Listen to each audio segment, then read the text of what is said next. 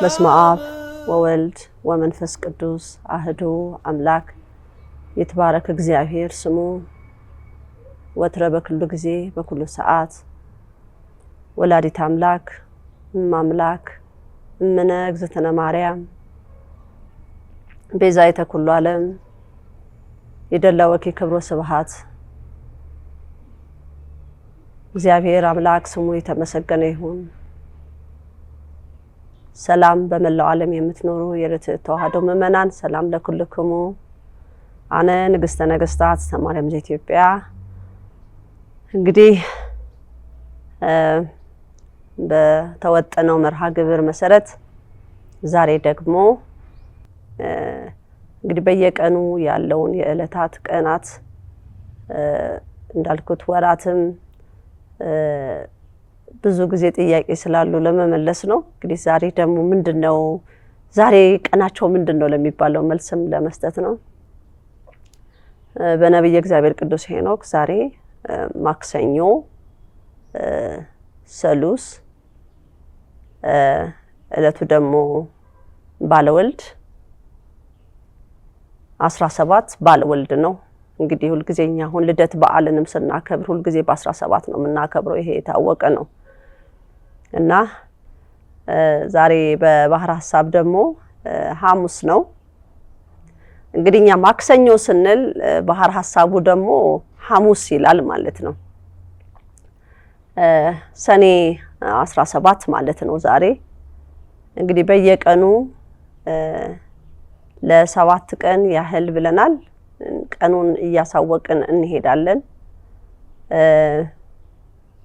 እንግዲህ በባለወልድ በባህር ሐሳብ የሚውለው በ29 ነው ባልሳሳት።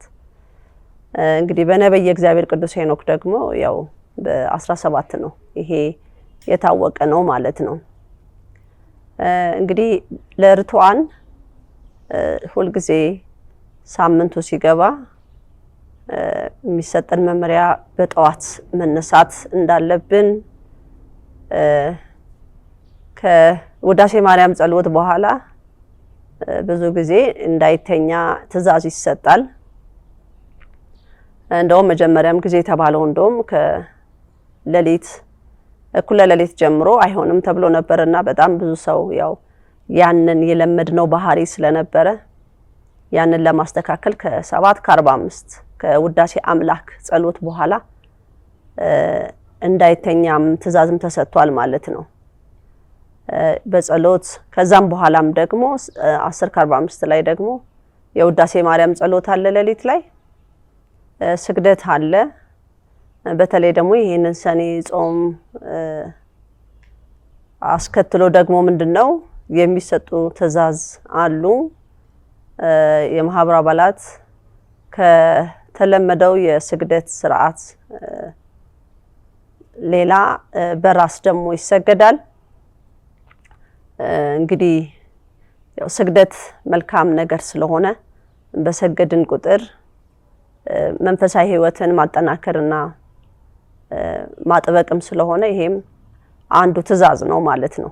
እና ንቁ ትውልድ መሰራት አለበት ብለን እናምናለን።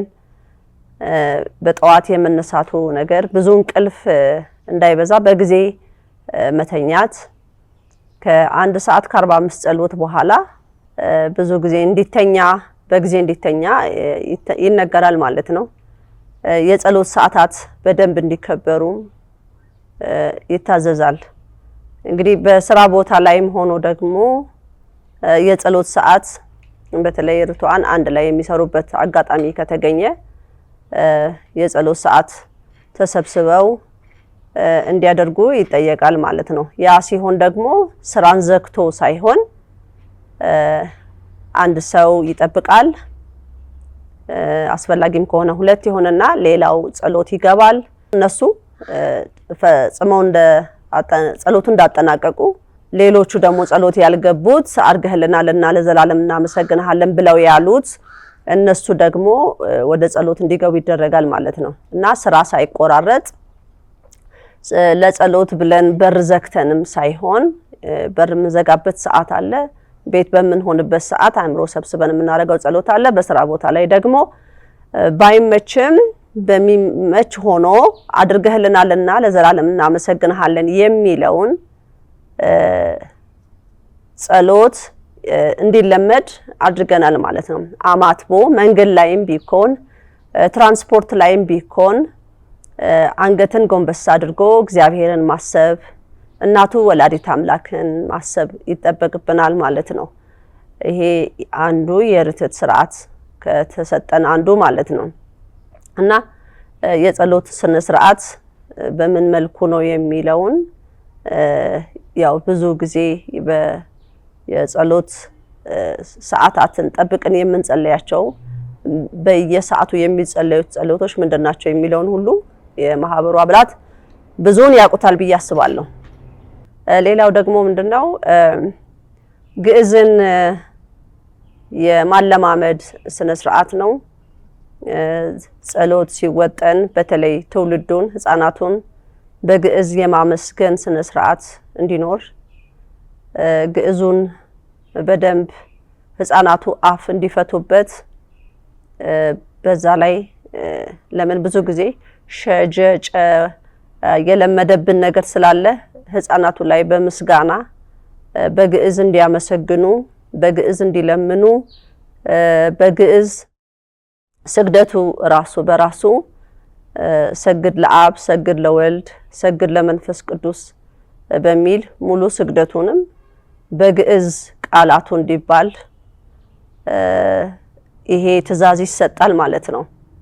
እና ትውልዱ ላይ ያው እኛ መቼስ ብዙ ጊዜ እነዚህን ሸጨ ለምዶብን ስላለ ብዙ ለማስተካከልም ጊዜ እየወሰደብንም ስለሆነ ትውልዱ ደግሞ ይሄንን ነገር እንዲለማመደው በሚጽፍም ሰዓት ሸጀ በሚኖሩ ሰዓት ምልክት እያደረገበት እንዲያልፍም ያደረግነውም ነገርም አለ።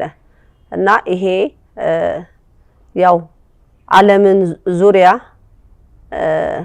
ስንመለከተው ብዙ የወጡ መስመር ያልያዙ አካሄዶችም አሉንና ያ ነው እንግዲህ አንዱ ትልቁ ህብረተሰቡም በጣም የሚቸገረው ማለት ነው። እንግዲህ ከቃላት አጠቃቀም ራሱ ምን ያህል መስመር እንደሳትን። ስለዚህ ትውልዱ ሲያመሰግን ሲጸልይ ሲለምን ሲሰግድ በግዕዝ የሚለውን አካሄድ ለምሳሌ ውዳሴ ማርያም ሲደርስ በግዕዝ እንዲሆን የሚል መመሪያም ተሰጥቷል። ብዙ ጊዜ ደግሞ ያው ውዳሴ አምላክ 7:45 የሚጸለየው ላይ በግዕዝ ስለሌለ የሚል ነገር አለና ትኩረት የምናደርገው ግዕዝ ላይ የግዕዝን ቃላትን ለመለማመድ ነው እየታገልን ያለ ነው ማለት ነውና ብዙ በትውልዱ ላይ በህፃናቱ ላይ ለውጥ አለ ብዬ አምናለሁ። እንኳን እሱ አንዳንድ ትልልቅ ሰውም ይሄንን ነገር ልምምድ እያደረገበት እየሞከረን እንገኛለን ማለት ነው። ምክንያቱም እግዚአብሔር አምላክ የሰጠን የመግባቢያ ቋንቋን ተነጥቀናልና ወደዛ መስመር ለመግባት ብዙ ጊዜ እንደሚወስድብን የታወቀ ነው ማለት ነው።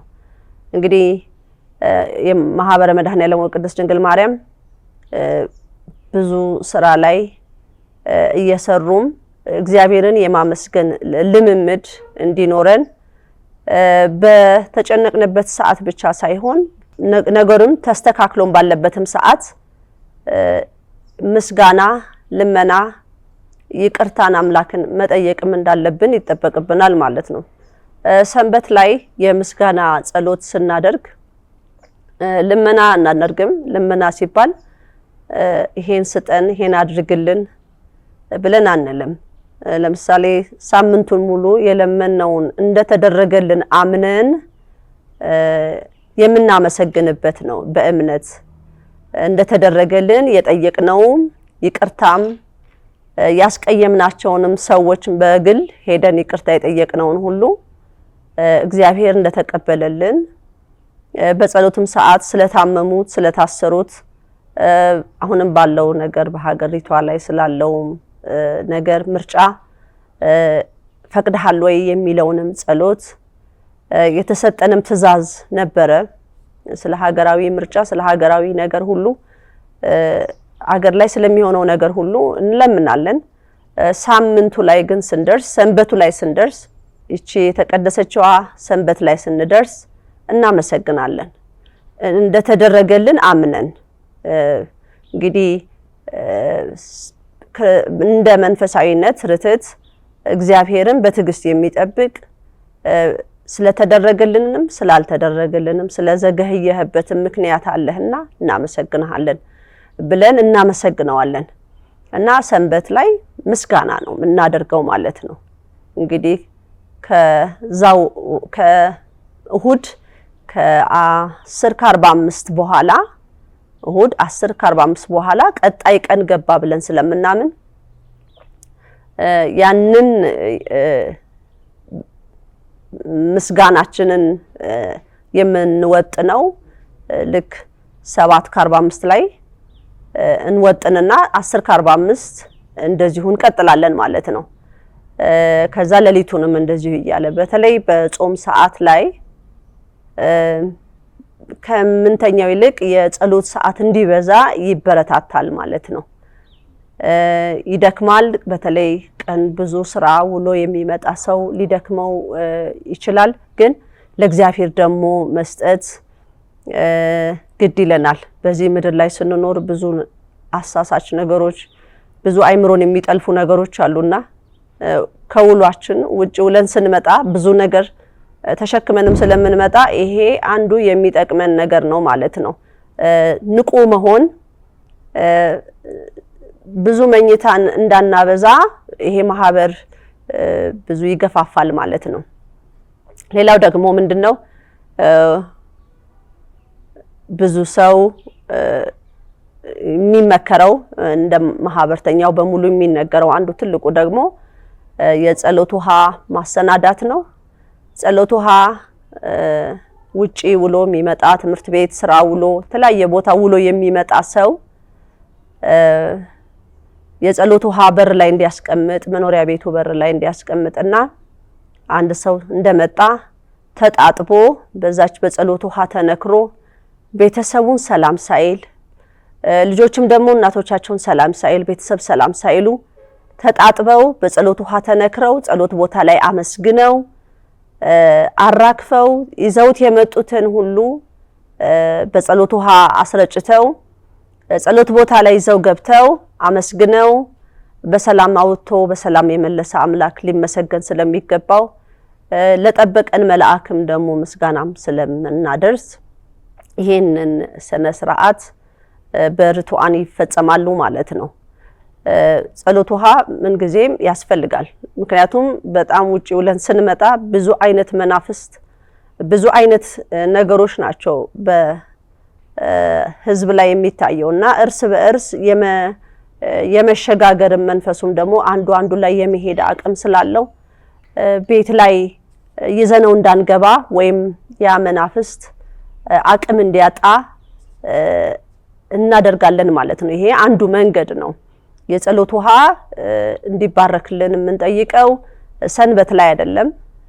ከሰኞ እስከ ዓርብ ባለው ሰዓት ላይ እንዲባረክ እንጠይቃለን። ቅዳሜና እሁድ ደግሞ እንደተባረከልን እናምናለን ብለን ነው የምንበላው። ስለዚህ ያ የጸሎት ውሃ አንድ ሰው ስራ ውሎ ሲመጣ ይዞት የሚመጣው መናፍስት እንዲታሰር አስቤዛም አድርጎ ሲመጣ የጸሎት ውሃ እንዲፈስበት ይደረጋል ማለት ነው። ይሄ በርቱዓን ዘንድ መደረግ ያለበት አንዱ ስነ ስርዓት ማለት ነው። እንግዲህ የጸሎት ቤት ሁሉም ሰው ይኖረዋል። የጸሎት ቤት ስንል የግዴታ አንድ ክፍል ይዞ አይጠበቅበትም። ሰው እንዳለው መረጋገጥ የለበትም። ጫማው ውጪ በዋልንበት እግር አንገባበትም። ጫማ ተወልቆ የሰውነትንም ጠረንም ደግሞ መጥፎ ጠረኖችን ሁሉ ተጠንቅቀን ጸሎት ቦታ ላይም ሁሉ ስንመጣ ጸሎት ቤትም ስንገባ የነዚህ ሁሉ ስነ ስርዓት ይነገራል ብዙ ጊዜ ማለት ነው።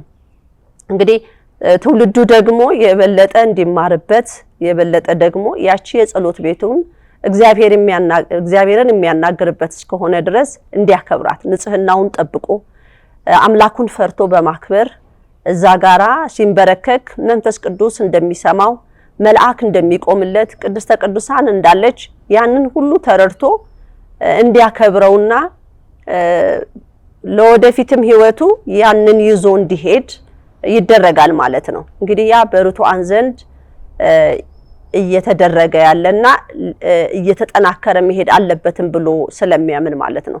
እንግዲህ እኛ በየቀኑ የምናረገውን ውሎ የምንሰራቸውን ነገር ሁሉ እግዚአብሔርን በመፍራት የሚለው ነገር እንዲበረታታ ሰውን መፍራት ሳይሆን እግዚአብሔርን መፍራት የሚለው ነገር ቅድሚያነት መሰጠት እንዳለበት ሁልጊዜ እናሳውቃለን ማለት ነው። እንግዲህ በሰንበት ያው የጸሎት ውሃ እንግዲህ ቤት ውስጥ ይረጫል። ልብስ ሁሉ ሳይቀር መኝታ ቤት ሁሉ ሳይቀር ማጥንትም በየቀኑ አይደረግም። በዓላትን ጠብቆ ይደረጋል። ሰንበትን ጠብቆ ይደረጋል። በተለይ ጾም ሲሆን ደግሞ በተለይ ሽቶ ነገሮች በጸሎት ቦታ ላይ መጠቀም እንደማይፈቀድ ይነገራል። ጾም ሲሆን አይደረጉም። ማጥንት ግን ሰንበትን ጠብቆ ብቻ ይደረጋል ማለት ነው።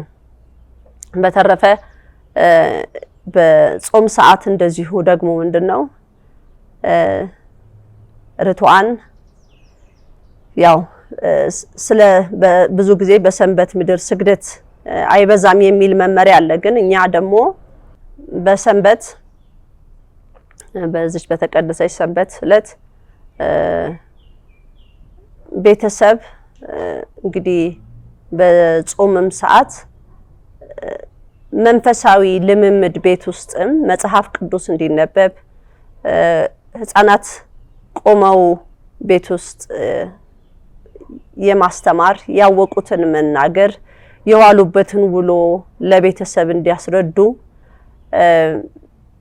ማበረታታት እንዲሁም ደግሞ ለየት ያለው ነገር ደግሞ በርቱዓን ዘንድ ምንድነው ህፃናት ከ7 ዓመት እድሜ ወጥኖ ወንድ ደግሞ ተባዕት በ7 ዓመቱ ቆሞ ቃለ እግዚአብሔርን መጽሐፍ ቅዱስ ከፍቶ ማስተማርን ለማመድ ይደረጋል ማለት ነው።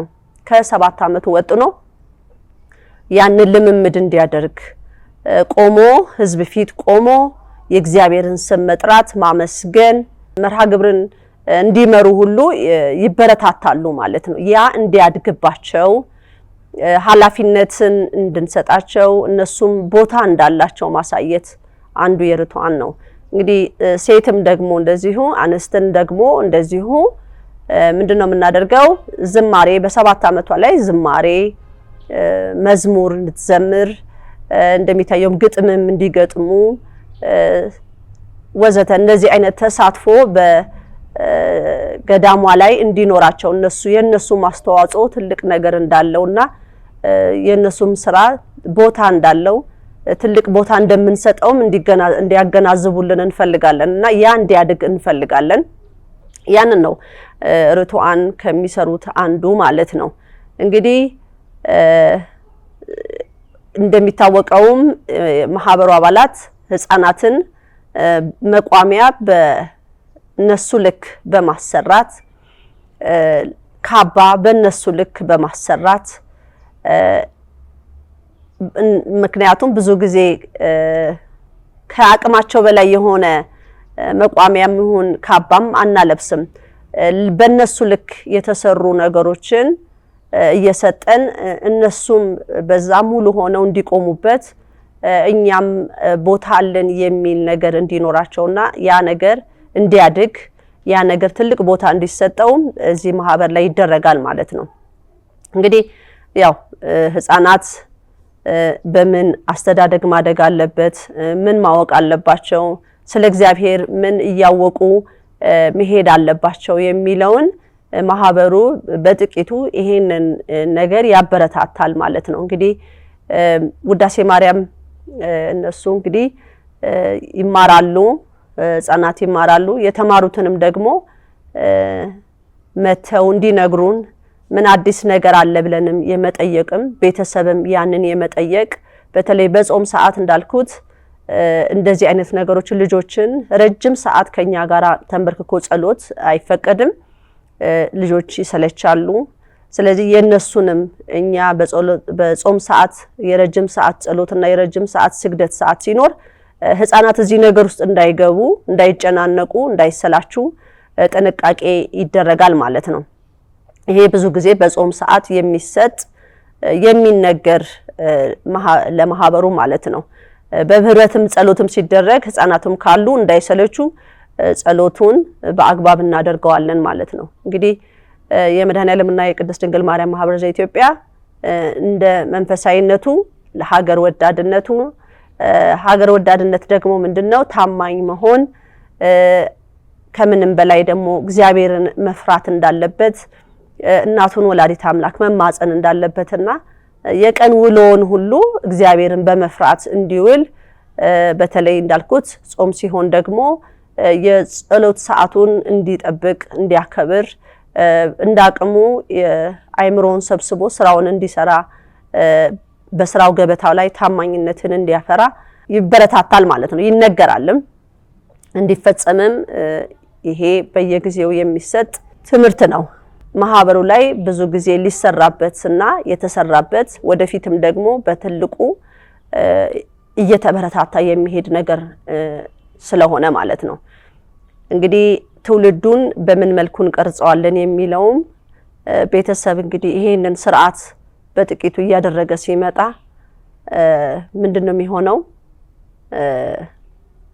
ትውልዱ ህፃናቱ ይሄን ከስር እያየ መንፈሳዊነቱን እያበዛው ይመጣል ማለት ነው። እንግዲህ የነጠላ አለባበስ ለህፃናት የሚሆኑ ነጠላዎችን በትምህርት ክፍል ለምሳሌ ዲያቆናት ወይም መምህራን የሚለብሱት የነጠላ አለባበስ አለ።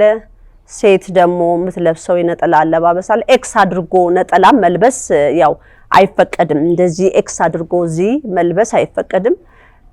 ሴትም አለባበስ ይኖራታል። ወንድም እንደዚሁ የወንድና የሴት ነጠላ አለባበስ ሁሉ ይለያል። ህፃናቱንም እንደዚሁ እንለያለን። እንግዲህ የአብነት ትምህርት ቤት የሚማሩ ህፃናትን ከትምህርት ክፍሉ ጋራ አንድ አይነት የሆነ አለባበስ እንዲለብሱም እናደርጋለን ማለት ነው። ያም ህፃናትን ስለሚያግዝ ማለት ነው። እንግዲህ ሴት መዘምራንም አንስተንም እንደዚሁ ደግሞ በዝማሬ ከበሮ የሌለበት በድምጽ ብቻ እንዲዘምሩ ዝማሬውም ራሱ ግዕዝ እንዲሆን ያንን የግዕዝን ዝማሬ እየጨመሩበት እንዲመጡ በዘመሩ ቁጥር ግዕዙን ቋንቋ የበለጠ እያዳበሩት እየመጡ ይሄዳሉ ማለት ነውና ይሄ ማህበር እንግዲህ ከብዙ በጥቂቱ ይሄን ይመስላል።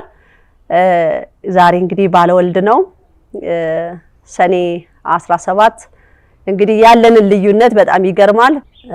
በባህር ሐሳብ እንግዲህ ግንቦት 27 ሐሙስ 27 2018 ዓመተ ምህረት ላይ ናችሁ ያላችሁት። በነብየ እግዚአብሔር ቅዱስ ሄኖክ የዘመን አቆጣጠር ደግሞ እስራ ምዕት እስራ ወአርባዕቱ እለቱ ደግሞ ማክሰኞ ባለወልድ 2024 ዓመተ ምህረት ላይ ነን ያለው ሰኔ ወር። ይሄንን እንግዲህ ያለንን ልዩነት ብዙ ጊዜ ምንድነው ጾማችሁ ቶሎ ነው የሚገባው መቼ ጾማችሁ ነው? በፊትማ አረበሉ ነበር የሚባለውና አሁን አንዳንድ ሰው ግን እየተገነዘበ ቀድመው ስለሚጾሙ ነው ቀድመው ስለሚወጥኑ ነው ይሄንን ነገር ቶሎ የሚፈጽሙት። አንዳንድ ሰው እንደወረ መቼ ነው አንድ ላይ ጀምረን እንደው አንድ ላይ የምንፈጽመው ያሉና እኔ እንደምረዳው አሁን በጣም እየተራራቀን የመጣን ይመስለኛል። ከመጀመሪያ ጊዜ ጀምሮ መልእክቱን ካስተላለፍኩ ሰዓት ወጥነን እስካሁን ድረስ በጣም ብዙ ልዩነት እያመጣን ነው። ሰኔም ጾምም ከቀድመን 15 ቀን ቀድመን ከያዘን በኋላ ነው ባህር ሐሳቡ ደግሞ የገባው ማለት ነውና የኛ በየአመቱ ቀን መቁጠሪያው ላይ ጾሙ የሚገባበት ቀን ይታወቃል፣ የሚወጣበት ቀን ይታወቃል። ቀኑ እንግዲህ ወደዚህ ወደዛ አይልም። እንግዲህ ዛሬ አንድ ህፃን ልጅ ከተወለደ የሚቀጥለውም አመት ባለወልድን ጠብቆ በ17 ቀኑም ማክሰኞን ይዞ ሳይንሸራተት ይሄዳል ማለት ነው። እንግዲህ ባህር ሐሳብ ደግሞ ዛሬ እንዳልኩት 27 ነው 27 ሐሙስ ቀን ነው ግንቦት 2018 ላይ ናችሁ ያላችሁትና ዛሬ የተወለደ ልጅ ለምሳሌ የሚቀጥለው አመት ይሄንን ቀን ጠብቆ ሐሙስን ጠብቆ አያከብርም 27ን ሊጠብቅ ይችላል ግን 27 ዛሬ ግንቦት 27 ሐሙስ ቀን ውሎ ከሆነ የሚቀጥለው አመት ደግሞ የሚውለው ወደ ቅዳሜ አካባቢ ይሄዳል ማለት ነው እንግዲህ ይሄ የባህር ሐሳብ አቆጣጠር ነው በነብዩ እግዚአብሔር ቅዱስ ሄኖክ ግን ይሄንን ቀን አይለቅም ባለወልድ ነው ማክሰኞ ላይ ነው ያለው ይህችን ቀን አይንሸራተትም ማለት ነው ይሄን ይዞ ነው የሚሄደው ለዚህም ነው አንዱ ከአቆጣጠር ጋር ልዩነትም የሚኖረን ጾምም ሲገባማ ሲወጣ ያለው ልዩነት ይሄን ይመስላል ማለት ነው እንግዲህ ይሄንን የለበስኩት ቀሚስ ባህላዊ ልብስ ከካባው ጋራ የለበስኩት እንደው ለማገዝ ያህል ነው በባህር ሐሳብ 2009 አካባቢ ነው ያስተላለፍኩት በዚሁ ወቅት አካባቢ ነው ያስተላለፍኩትና የዛን ሰዓት ላይ ልዑል ክንፈ ገብርኤል ሐራዘ ተዋዶም ነበሩ ንግስተ ነገስት ተማርያም ዘኢትዮጵያም አልተባልኩም ነበረ ከዛ በፊት የተላለፈ መልእክት ማለት ነው እንግዲህ እንዲያግዝ ያህል ብዬ ነው ትንሽም ጣል ማረግላችሁ ማለት ነው እንግዲህ በባህር ሐሳብ ወደ 2009 አካባቢ 10 አመት በፊት ማለት ይቻላል አሁን እኔ ራሴ ከመጣሁ 11 አመቴን ሊይዝ ነው እዚህ ሀገር ከመጣሁ ማለት ነው እና እዛች አውደ ምረት ላይ ቆሜ ነው ይሄን መልእክት ያስተላለፍኩትና ቁጥሩ ስንት እንደነበረ የተላለፈውስ መልእክት ምን ይል ነበር የሚለው ነው በነገራችን ላይ ይሄን ልብስ በጣም ከምወደው አንዱ ይሄን ልብስ ነው በጣም ነበር የምወደው ጥለቱን ወደዋለሁ ሰፌቱን ወደዋለሁ እንግዲህ አሁንም ዛሬም ያው ለብሼ ያያችሁኝ ነው መልእክቱ ምንድን ነበር የተላለፈው የሚለውን የሚያስታውስ በአስተያየት ሳጥን ውስጥ እንግዲህ ምትውስታችሁን እንድትጽፉልን እንጠይቃለን እግዚአብሔር ያክብርልን ወስብሐት ለእግዚአብሔር ወለወላዲቱ ድንግል ወለመስቀሉ ክቡር ይቆየን